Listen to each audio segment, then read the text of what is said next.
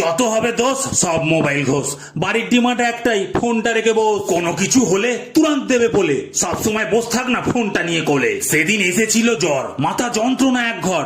মা বলল আমার মধ্যে মোবাইল করেছে ভর। দিন রাত মেরে ফাঁকি, সারাদিন মোবাইল দেখি, তার জন্যই হঠাৎ আমার জ্বর এসেছে নাকি। এটা তবু নয় হলো, যা হোক মানা গেল। পা কখনো ফোনের জন্য ভাঙে কারুর বলো? হঠাৎ দুরুম করে বোন সিঁড়ি থেকে গেল পড়ে, এটাও নাকি ফোনের দোষ? মা চিল্লে উঠলো ঘরে। বললাম ফোন তো বহু দূরে, দেখো একবার ঘুরে, ফোনের সাথে পড়ে যাওয়ার সম্পর্ক হয় কি করে? বলে ঘেটে নাকি ফোন, দুর্বল হয়ে গেছে মন, তাই জন্য উল্টে গিয়ে পড়ে গেছে তোর বোন। সেদিন কারেন্ট গেছে চলে, ফোনটা চার্জ থেকে রাখলাম খুলে। জানতে ইচ্ছা করছে দেখি মা এবার কি বলে। বললাম এই যে কারেন্ট গেল, তোমার ঘরে নেই আলো, এটাও মনে হয় ফোনের জন্য, তাই না মা বলো? বলে তাছাড়া কি আবার, ফোনে চার্জ লাগে সবার, মনে করে দেখতো দিনে চার্জ দিস কবার। ফোন এত চার্জ খাচ্ছে তাই রোজ কারেন্ট যাচ্ছে। বললাম এটা শুনে আমার হাসি আর কান্না একসাথে পাচ্ছে।